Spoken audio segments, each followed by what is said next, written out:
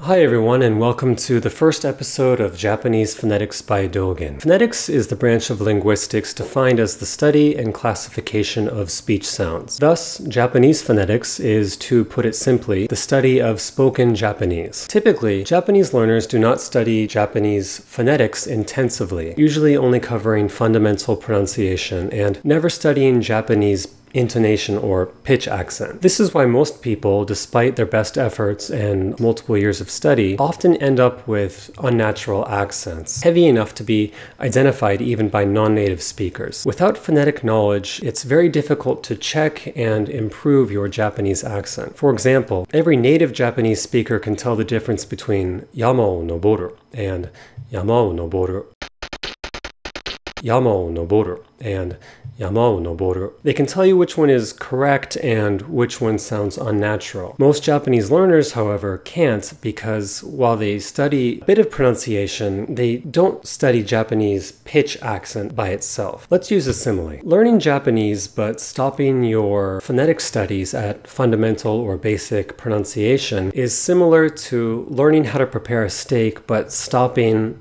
your seasoning or limiting the seasoning of the steak to basic salt and pepper. Seasoning is what makes the difference between a steak that's edible and a steak that's delicious. Likewise, advanced phonetic knowledge is what makes the difference between Japanese that's comprehensible and Japanese that sounds native or close to native. The majority of Japanese teachers, including some native speakers and foreigners who teach Japanese, be it on YouTube or elsewhere, do not understand Japanese pitch accent and or how to teach it. Teachers are often unable to articulate why the pitch accent of their students is wrong or how to correct their students, primarily because they learn to teach the language comprehensively. More on this topic, as well as common misconceptions, such as the Japanese pitch accent is flat assertion, in episode 3. So this series is aimed at people who would like to improve their accents as much as possible, rather than people who are content simply being able to communicate. The curriculum is based primarily off of my experiences learning Japanese through resources such as PM Suski's Phonetics of Japanese Language, the Shinmeikai Nihongo Aksento Jiten Dai 2番, or Shinmeikai Japanese Accent Dictionary 2nd edition, as well as the knowledge and concepts I picked up while studying Japanese intonation intensively, formally, at Keio University in Tokyo. More on my personal background in episode 2. In addition to a straightforward video curriculum that explains Japanese phonetics from beginner to highly advanced, I intend to provide you with several third-party resources, some of which you may already have but don't know about, and cover additional topics such as essential phonetic practices. Though I will be covering both pitch accent and pronunciation in detail, the initial batch of lessons will be addressing pitch accent. I've chosen to do this based on observations of the Japanese learning market. It's not terribly difficult to find solid, consolidated pronunciation resources, but the same cannot be said about Japanese pitch accent. Pitch accent resources often require an advanced level of Japanese or linguistic knowledge to fully utilize, or in some cases, even understand. Consequently, most Japanese learners cover pronunciation to a certain degree, but skip pitch accent altogether. Thus, pitch accent first. I would like to address what I believe to be most learners' phonetic weakness. Now, with regards to the curriculum, and pitch accent in particular, a lot of these concepts can be difficult to understand. For example, I imagine that you can hear the difference between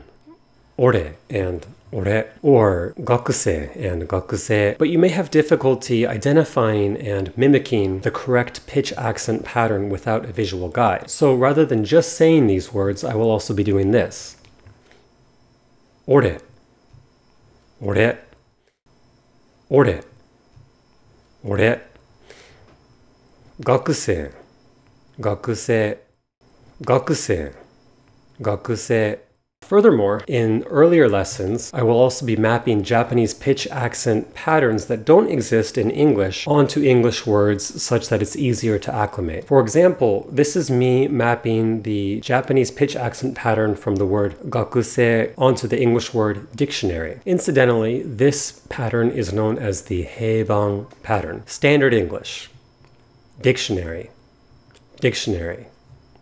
English, but with the Japanese unique Heiban pattern.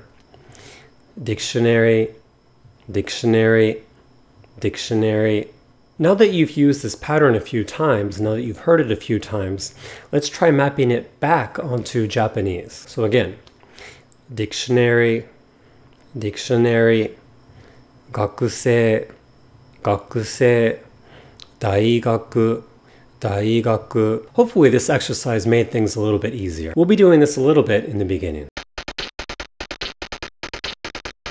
As you can probably tell, it's the combination of both words, graphics, and audio cues that makes these concepts much more digestible. Now, I imagine that this is the first time that you've been taught spoken Japanese this way. It's probably eye-opening and intimidating at the same time. That being said, it's not actually practical for me to teach you individual words. This is something that you should do once you know how. Again, I'll show you how to do this soon. So in these lessons, rather than covering individual words, I will be teaching you pitch, accent, and pronunciation patterns such that you can use this knowledge to accurately guess the pitch, accent, and pronunciation for words you don't know off the top of your head. For example, oh, it's a 3-mora positive verb, then it's probably pattern X, or oh, it's a 4-mora E adjective, then it's probably pattern Y and pattern Z in the past tense. This is what we'll be doing such that you can work backwards and save yourself many hours of study. Note that these lessons will cover pitch accent patterns for not only all types of words, but also the conjugated forms of verbs and adjectives, as well as compounds. If you actively study and apply the knowledge and practices presented in this series, your spoken Japanese will improve quickly. This is the knowledge that allowed me to finally discern and moreover mimic the various pitch accent patterns that for a very long time I could identify as native. I couldn't tell why I could identify them as native. I will be introducing most points in a way such that you don't have to have